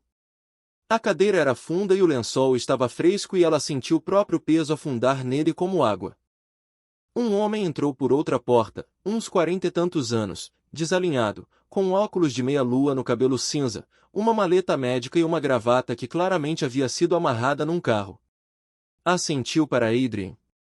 Adrien assentiu de volta. Ele se aproximou e se agachou na frente da cadeira. Lena, disse ele, vou te fazer muitas perguntas chatas e então vou te tocar muito. Tem algum lugar específico onde não queres que eu toque? Minha mão esquerda está ruim. Já vejo. As costelas. Ambos os lados. O direito é pior. Leis na cabeça. Bati na parede. Que lado? Esquerdo. Perdeu a consciência. Não. Acho que não. Talvez por um segundo. Quanto tempo? Um segundo. Não sei. Tudo bem. Náusea. Um pouco. Visão. Tudo um pouco embaçado. Olho direito fechado. Esquerdo, bem. Grávida. Não. Tenho certeza. Ele olhou para Adrien só uma vez. Um olhar curto e plano. Adrien estava de pé perto da porta com as mãos nos bolsos do sobretudo e o rosto fazendo aquela coisa vazia. Adrien assentiu um pequeno assentimento e então fez algo que Lena não esperava. Saiu. Saiu pela porta e a fechou atrás de si, e ela ouviu os passos dele se afastando pelo corredor. E compreendeu que ele havia feito isso porque uma mulher estranha, com a mão quebrada e costelas fraturadas e o uniforme ainda vestido, não precisava que ele a observasse enquanto um médico colocava as mãos nela. Ela sentiu algo se mover no peito que não conseguia nomear e o suprimiu porque não tinha tempo para aquilo. Ruth estava ajoelhada ao lado esquerdo dela agora, com uma tesoura na mão. Meu bem, vou cortar a manga. O uniforme está perdido. Acabou. Tudo bem. Me fala se algo dói mais do que você espera. As tesouras subiram pela manga em um corte longo e cuidadoso. O Dr. Marsh estava à direita, os dedos muito suaves sobre as costelas através do tecido, dizendo coisas enquanto avançava. Tudo bem, respira fundo se conseguir. Tudo bem, só meia respiração. Bem. E ela respondia quando conseguia e ficava em silêncio quando não conseguia. Em algum momento, Ruth colocou um protetor bucal de plástico na boca dela e disse, para a mão, meu bem. Vai precisar. Quando o Dr. Marsh encaixou o dedo mínimo no lugar, Lena mordeu o protetor com tanta força que ouviu os próprios dentes ranger, e a visão ficou vermelha e então branca, e então voltou para a luminária acima dela. Ela não gritou. E estava estranhamente orgulhosa disso também. Bem, tudo bem, dizia Ruth. Já terminamos com essa parte. E já estava enfaixando a mão. As costelas estavam apenas fraturadas, duas delas, lado direito, quinta e sexta. Nada perfurado. O aparelho de raio-x confirmou que estava numa sala no final do corredor, porque claro que estava. O osso orbital abaixo do olho direito estava machucado, mas não quebrado. Havia uma fratura fina no lábio que o Dr. Marsh fechou com dois pequenos e cuidadosos pontos. Havia um corte no couro cabeludo sob o cabelo do qual ela nem havia percebido até Ruth encontrá-lo enquanto lavava o sangue, e esse precisou de 4 pontos. Helena chorou pela primeira vez em toda a noite quando Ruth lavou o cabelo dela num recipiente. Não porque doía, mas porque ninguém havia lavado o cabelo dela desde que era criança, e ela não havia se preparado para o quanto o corpo vai reagir às mãos de outra pessoa nele, sendo gentis. Ruth não disse nada sobre o choro. Simplesmente continuou lavando suavemente. E quando Lena tentou se desculpar, Ruth disse, nem pensa nisso, meu bem. Nem pensa em se desculpar por isso. Quando terminaram, eram quase 4 da manhã. Ela usava um moletom cinza limpo e macio que alguém havia tirado de algum lugar, e uma calça de moletom que ficava grande, e meias grossas. A mão esquerda estava numa tipóia curta de fibra de vidro, dos nós dos dedos além do pulso, e as costelas estavam enfaixadas sob o moletom. Havia uma garrafa d'água e um frasco de receita médica e um copo de algo quente e salgado numa bandeja ao lado. Caldo, disse Ruth. Da senhora Nell. Toma pequenos goles. Não bebe de uma vez. Acho que não consigo comer. Não pedi para comer. Pedi para tomar goles. Ela tomou. Desceu quente e leve e sabia a cozinha da avó dela, a cozinha da avó de alguém, em algum lugar, há muito tempo. Ela não havia tido avó. Tomou goles mesmo assim. O Dr. Marsh estava guardando a maleta. Parou na porta. Lena? Sim. Você é mais dura do que parece. As pessoas continuam dizendo isso essa noite. E continuam sem mentir. Ele foi embora. Ruth ficou. Ruth ia ficar, ela compreendeu, o resto da noite em uma cadeira no canto ou logo do lado de fora da porta. Porque Adrien Boss havia pedido, e porque Ruth era o tipo de mulher que teria feito isso de qualquer jeito, mesmo que ele não tivesse pedido. Bateram na porta. 2 golpes suaves. Sou eu, disse Adrien do outro lado, sem entrar, esperando. Entra, disse Lena. Ele entrou. Havia tirado o sobretudo. O terno por baixo era de cor carvão escuro, a camisa branca sem gravata, o botão superior desabotoado. O cabelo estava um pouco despenteado no topo, como se tivesse passado a mão por ele.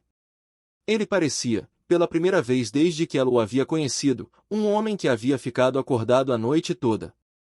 Parou logo dentro da porta. Não se aproximou mais do que o necessário. Como está? Vai ficar bem, Sr. Boss, disse Ruth. Costelas fraturadas, mão quebrada, concussão de 2º grau, lacerações, contusões. Nada que não vá curar. Vai ficar com dor por 1 mês. Realmente com dor por 2 semanas. Bem. Ela precisa dormir. Ele olhou para Lena. Lena. Seu quarto está em cima. Henry te acompanha. Ruth vai ficar contigo. A porta fecha por dentro. Ninguém entra a menos que você diga. Se precisar de alguma coisa durante a noite, há um botão perto da cama. Aperta. Alguém vai responder. Tudo bem.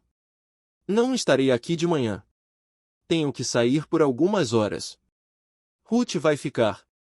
A senhora Nell vai ficar. Henry vai ficar. Kelly vai ficar na casa. O senhor vai a algum lugar? Sim. Onde? Ele hesitou. Era a primeira vez que hesitava ante uma pergunta. Vou olhar uma coisa, disse ele. Em um lugar do qual você me falou. Ela entendeu. A garganta fechou. Um motel. Adrien. Se ele ainda estiver lá. Não está. Sei que não está. Mesmo assim, preciso olhar. Ela assentiu. Também entendeu isso de uma forma que preferiria não entender. Havia passado a vida inteira entendendo coisas que preferiria não entender. Dorme. Tudo bem. Ele ficou parado por mais 1 segundo. Então fez algo que ela não esperava. Entrou completamente na sala, parou a uns 1,20 m da cadeira dela, e se agachou de novo, como havia feito no restaurante, sobre um joelho, de forma que o rosto ficasse mais baixo que o dela. Foi deliberado. Ela viu pelo que era. Ele não queria ser um homem alto de pé sobre ela numa sala estranha às 4 da manhã. Havia pensado nisso. Lena? Sim. Sei que este não é o acordo que você queria. Eu não tinha um acordo. Sei. Você simplesmente saía do seu turno. Sei. Ia para casa, tomar banho, assistir TV e dormir. E amanhã ia. Nem sei o que ia fazer amanhã. Ia trabalhar meu turno. Ia caminhar para casa, ia. A voz dela quebrou. Ela não voltou a chorar, mas a voz quebrou. Ele esperou. Não preencheu o silêncio. Ia ser eu, disse ela. Ainda é, não sinto assim. Vai sentir. Quando? Não sei. Leva o tempo que leva. Posso te dizer isso, você decide como vai ser a próxima versão de você. Esta noite te tirou algumas coisas. Não te tirou isso. Ela o olhou. Ele lhe devolveu o olhar. Os olhos dele eram muito firmes. Adrien. Sim. Se o senhor está me mentindo sobre qualquer coisa, quero que saiba que vou encontrar um jeito de fazer o senhor se arrepender. Ele não sorriu. Nem perto de sorrir. Assentiu uma vez, muito seriamente. Entendido. Tudo bem. Dorme. Ele se levantou, foi até a porta, parou com a mão na moldura. Uma última coisa. O quê? Tem um telefone fixo no seu quarto. Pedi para colocarem lá. Se você decidir durante a noite que quer ligar para o xerife, para um jornalista, para um amigo, para quem for, pode fazer isso. Não vou te tirar isso. Peço que não faça porque vai complicar as coisas. Mas não vou te tirar. O senhor realmente me deixaria? Sim. Por quê? Porque se eu precisasse te trancar para te reter, já teria perdido. Ele saiu. A porta fechou com um clique. Ruth, que não havia fingido não ouvir nada disso, deu a Lena um pequeno e seco sorriso. Vamos, meu bem. Lá para cima. O quarto azul ficava no final do corredor de cima, na ala leste, como Henry havia dito.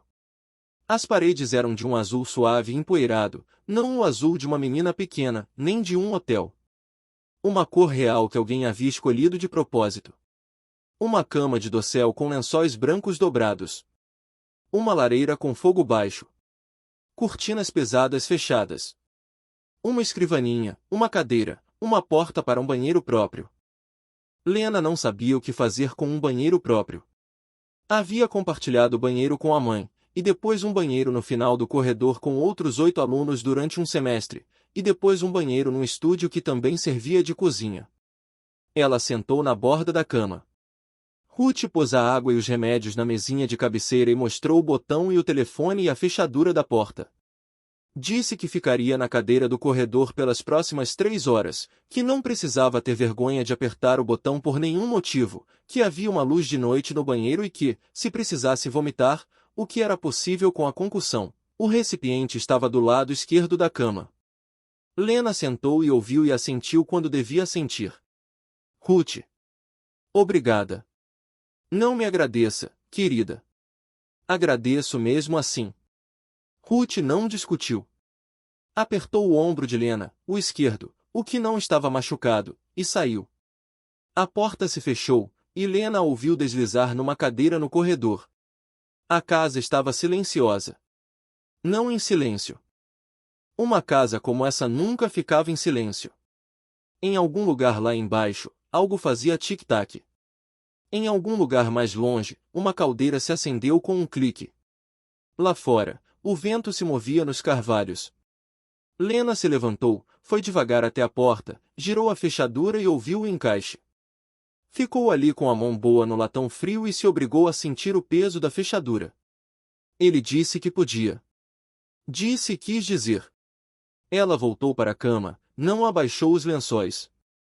Subiu por cima deles e deitou de costas com cuidado, como o Dr. Marsh havia ensinado, com a mão enfaixada sobre o peito, e olhou para o teto. Não dormiu. Não por muito tempo. Pensou na forma como a mão de Jesse havia se fechado no pulso dela. Pensou no silencioso Marcos e na forma como ele havia dito, Jesse, cara, já chega. Ela se perguntou como a mãe de Marcos o chamava. Se a mãe estava viva. Se a mãe ia saber um dia, ou se simplesmente passaria o resto da vida ligando para o celular dele e se perguntando por que ia direto para a caixa postal. Pensou no cascalho rastreado. Pensou em Reggie. E em algum momento, no quase sono que chegava em ondas, pensou no homem de olhos pálidos do motel Moonlight. Se obrigou a lembrar mais do que havia dito a Adrien. Fechou os olhos e se transportou de volta para a chuva, de volta para baixo do poste com a lâmpada amarela, e percorreu aquilo passo a passo com a atenção fria de uma pessoa a quem finalmente haviam dado permissão para olhar o que havia passado 2 semanas se recusando a ver. Ele usava luvas. Luvas de couro fino, das caras. Havia um segundo carro que ela não havia mencionado, uma berlina mais abaixo no estacionamento com o motor ligado, o escape fantasmagórico na chuva, um motorista dentro. O motorista havia olhado diretamente. Ela havia desviado o olhar rápido demais para ver o rosto dele. Mas havia visto a silhueta, a forma da cabeça. E agora lembrava que ele usava algum tipo de fone de ouvido porque havia uma pequena espiral de cabo na parte de trás da orelha que captava a luz. Não havia dito isso a Adrien. Não havia lembrado até agora. Ela sentou com cuidado na escuridão do quarto azul e olhou para o laranja apagado do fogo e compreendeu que havia acabado de acrescentar um detalhe ao quadro, e que o quadro ia continuar adicionando detalhes enquanto ela mantivesse os olhos abertos numa sala escura e segura. Pegou o telefone fixo da mesinha de cabeceira, o segurou na mão, pensou em ligar para o xerife, pensou em ligar para um jornalista, pensou no que qualquer dessas ligações realmente alcançaria aquela noite. Com a mão numa tipóia e o rosto da cor de um hematoma e sem provas de nada além de uma história que uma garçonete contava sobre um estacionamento há 2 semanas. Deixou o telefone de lado. Se recostou nas almofadas. E pela primeira vez desde que o sino da porta do restaurante havia soado pela segunda vez. Pela primeira vez desde que havia cuspido sangue no rosto de Jesse Holland, Lena Cross deixou o próprio corpo entender que por aquela noite não ia morrer. Ela chorou então, em silêncio, contra o travesseiro. Chorou por uns 10 minutos e então parou. Limpou o rosto com o dorso da mão boa e respirou. A respiração doía nas costelas.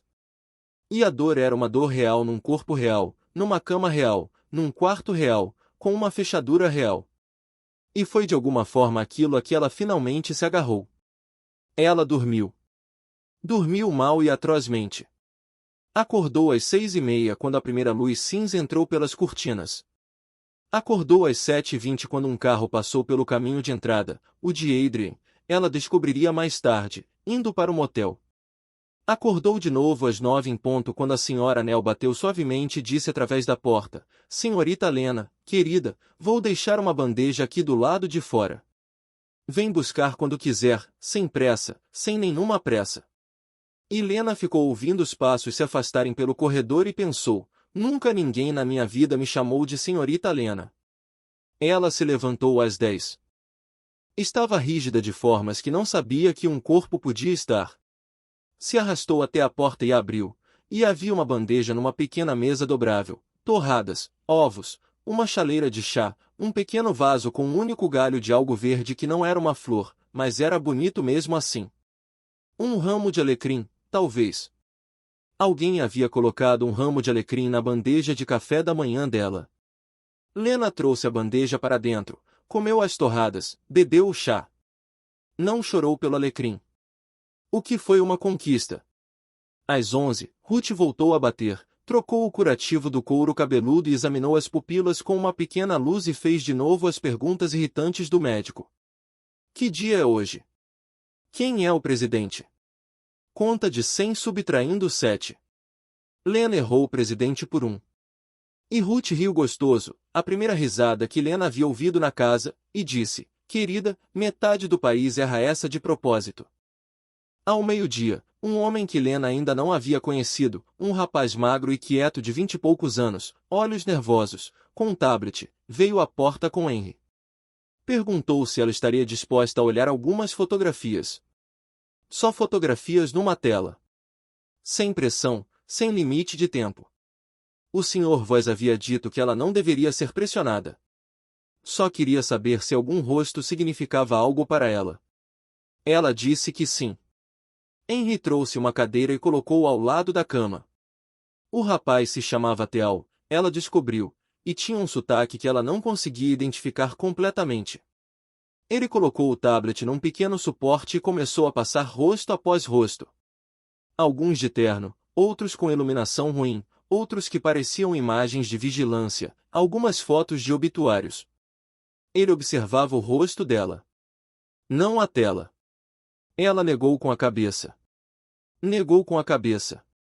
Negou com a cabeça. Na 41ª foto, ela parou de respirar. Teal viu isso. Parou o dedo sobre a tela. Ela não conseguia articular palavras. Assentiu. Tem certeza? Assentiu. Preciso que você diga. Leva o tempo que precisar. É ele. O homem do motel. É ele. Thea olhou para a foto pela primeira vez, por conta própria, e ela viu o rosto dele mudar. Não muito. Um endurecimento ao redor dos olhos. Ele não sabia. Percebeu então que foto no baralho era foto. Adrien não havia lhe dito. Adrien havia querido que ela encontrasse por conta própria. Limpo, sem dicas. Tudo bem, disse Teal suavemente. Tudo bem, senhorita.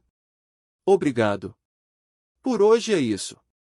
Quem é ele, senhor Teal? Teal hesitou. Não sei se devo. Teal. Quem é ele? Teal olhou para Henry. Henry devolveu o olhar, então olhou para Lena, então para a tela.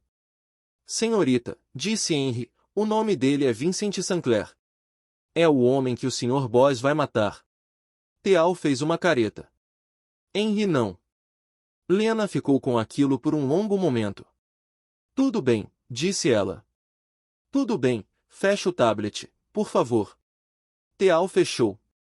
Ele e Henry foram embora juntos. Henry na porta se virou. Senhorita. Acabou de fazer algo muito corajoso. Trabalhei para o Sr. Boss há 29 anos. Vi muita gente olhar para essa foto ao longo dos anos. A maioria olha primeiro para o rosto errado porque está com medo. A senhorita não estava com medo. Eu sei que estava. Ele fechou a porta. Lena sentou na borda da cama por muito tempo depois disso, olhando para a mão esquerda enfaixada, que já não parecia a mão dela, que parecia a mão de outra pessoa. Alguém que havia escolhido parar de ser garçonete em Belmore na noite anterior e ainda não havia escolhido no que ia se tornar. Finalmente se deitou. Voltou a dormir. Dormiu de verdade desta vez. Um sono profundo e pesado, um sono que o corpo havia estado acumulando há anos e que finalmente, contra todas as probabilidades, havia conseguido uma sala suficientemente segura para gastar. Quando acordou, já era quase de noite de novo, e havia uma nova bandeja na mesa perto da porta. E havia uma voz baixa e tranquila em algum lugar no corredor. A voz de Adrien. Ela a reconheceu mesmo através da madeira. E Adrien estava em casa. E Adrien estava falando com alguém num tom que ela não havia ouvido antes, um tom que não estava nem um pouco tranquilo. Ela deslizou da cama, foi até a porta, a abriu 5 centímetros e ouviu. Está me dizendo que o quarto foi limpo. Sim, senhor. Limpo profissionalmente. Industrial. Sim, senhor. Retiraram o tapete. Substituíram o colchão. Eles, Adrien. Repintaram. Quando? O gerente acha que há uma semana, talvez 8 dias. Não lembra. Disse que um homem lhe deu 5.000 em dinheiro e mandou ele tirar umas férias. E ele tirou. Claro que tirou. Uma longa exalação. Os passos de Adrien se movendo pelo corredor, parando. Então não temos nada. Pausa. Temos ela. Silêncio. Um longo silêncio. Então Adrien, muito calmamente, sim. Temos ela. Os passos se afastaram. Uma porta se fechou lá embaixo. Lena ficou atrás da própria porta entreaberta, com a mão boa na moldura, e ouviu a casa se assentar ao redor da notícia de que a única evidência física havia sido apagada de um quarto de motel há 8 dias. E compreendeu, até o fundo, que ela era a evidência agora. Que a memória dela era a única cópia. Que o homem de olhos pálidos da foto, aquele que Henry havia nomeado em voz alta sem piscar, já havia começado a apagar o mundo atrás dele. E a única coisa que ainda não havia alcançado era ela. Lena fechou a porta. Girou a fechadura. Foi até o telefone da mesinha de cabeceira e o olhou por muito tempo. Então o pegou. E não ligou para o xerife. Não ligou para um jornalista. Não ligou para ninguém. Simplesmente segurou o aparelho na mão boa e ouviu o tom de chamada, o pequeno e constante zumbido de uma linha que saía para um mundo que ainda não sabia o que ela sabia. Então recolocou o aparelho suavemente e foi até a janela. Correu as cortinas 1 centímetro e olhou para a escuridão dos carvalhos. Em algum lugar naquela escuridão ainda havia um homem que havia enviado outros 4 para quebrar o rosto dela no chão de um restaurante.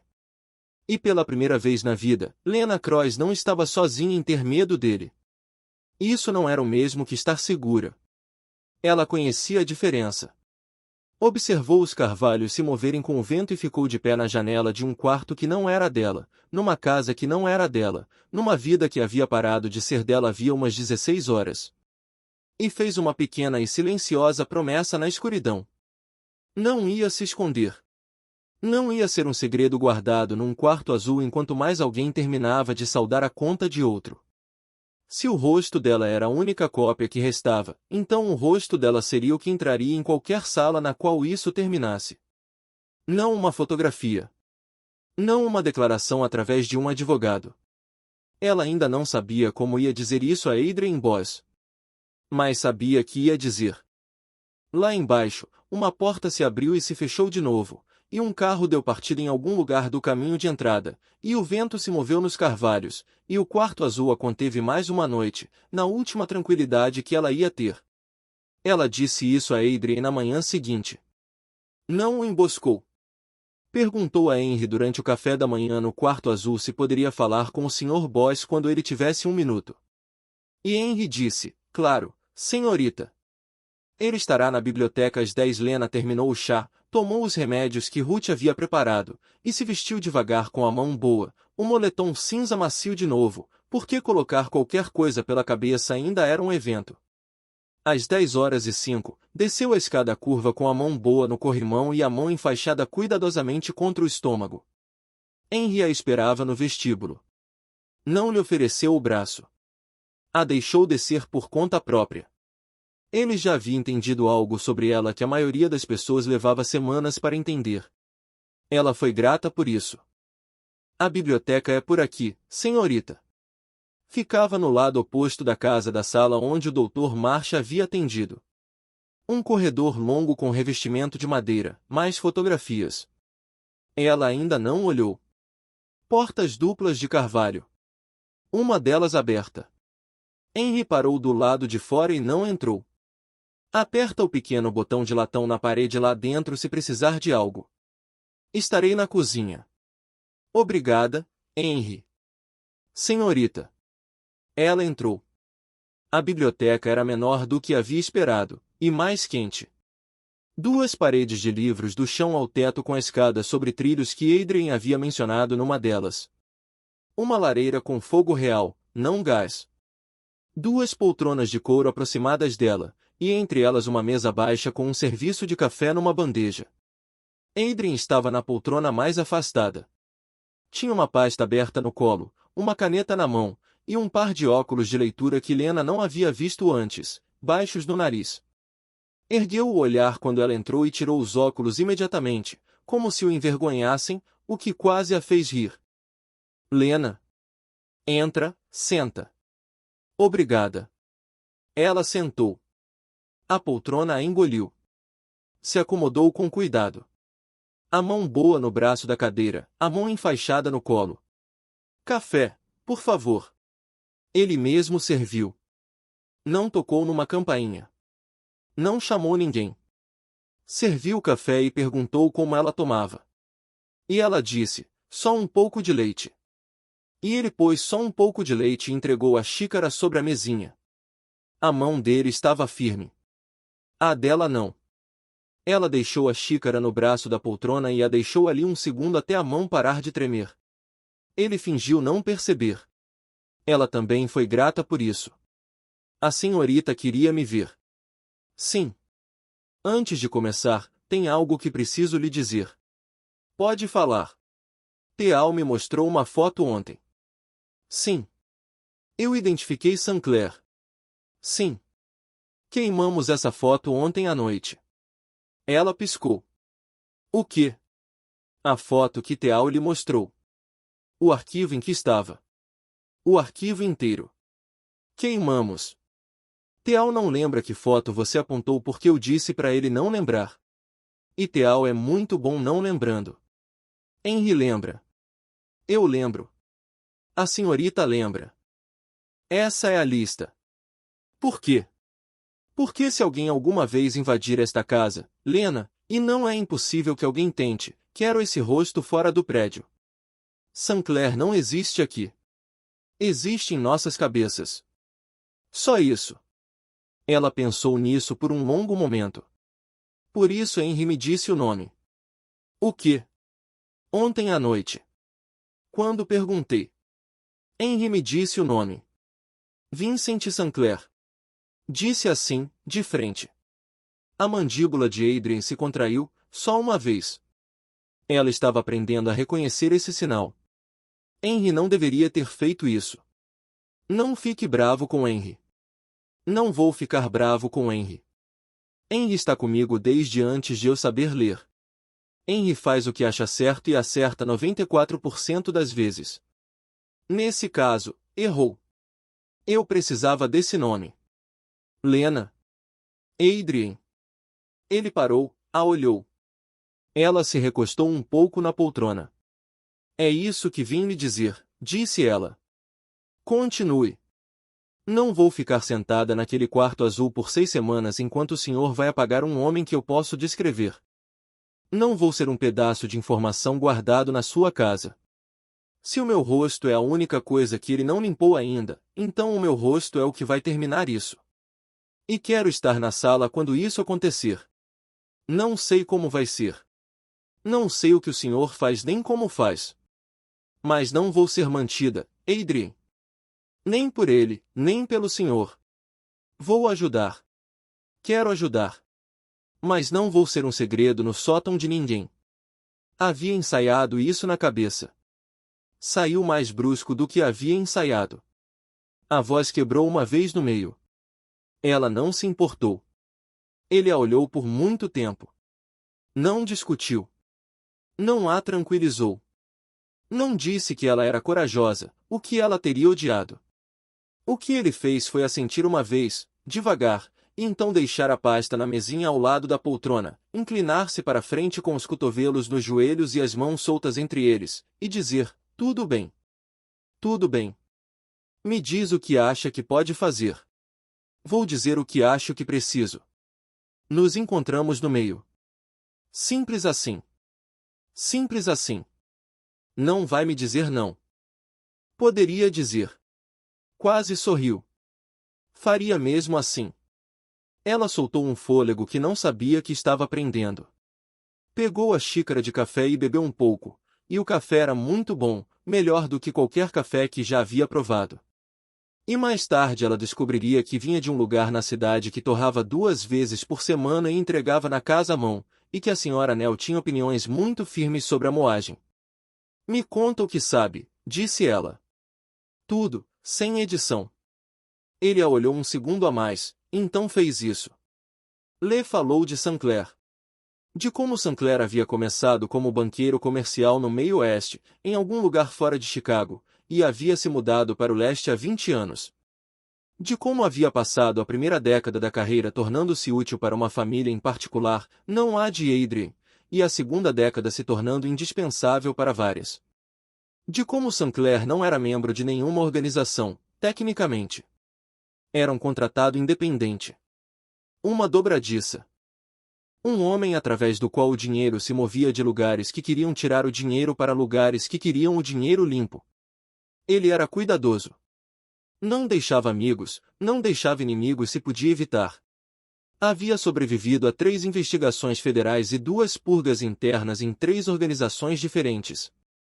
E havia feito isso sendo o homem que era útil demais para matar, porque se você o matasse, o dinheiro parava de se mover por 6 meses e você perdia muito mais do que valia um homem. Até meu irmão, disse Adrian. Seu irmão. Meu irmão se chamava Sasha. Era 5 anos mais novo que eu. Não era como eu. Era mais barulhento, mais ambicioso, queria as coisas rápido. Eu o amava do jeito que você ama um irmão que vai ser um problema a vida toda e que é seu sangue de qualquer jeito e que você não consegue parar de amar não importa o que faça. Ele parou um momento. Sasha decidiu há 3 anos que ia passar por cima de Sinclair. Ia construir o próprio canal de movimentação de dinheiro. Achava que podia fazer mais barato. Eu disse que não podia. Ele não ouviu. Raramente ouvia. Montou uma operação paralela numa cidade que Sinclair considerava sua. Sinclair tolerou por uns 4 meses, o que foi generoso. Quando parou de tolerar, Sasha desapareceu numa quinta-feira à tarde entre sair de um restaurante e subir no carro. E 3 dias depois o que restava dele apareceu num container de carga num porto a 2 estados de distância. Adrian disse isso sem rodeios, sem ornamentos. Da forma como um homem fala de algo que disse a si mesmo no espelho tantas vezes que já ficou gasto. Não todo ele. O suficiente para que tivéssemos que incinerar o que tínhamos e dizer para a mãe que havia acontecido um acidente de carro. E enterrar uma urna. Me desculpa, Adrian.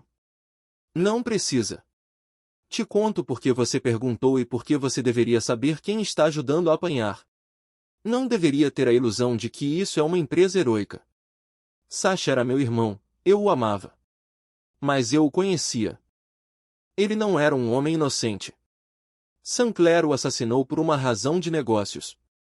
Vou acabar com Sinclair por uma razão de negócios própria. E também porque Sasha era meu e minha mãe acendeu uma vela todo domingo por 2 anos porque a deixamos acreditar na mentira que contamos. Essa não é uma boa razão.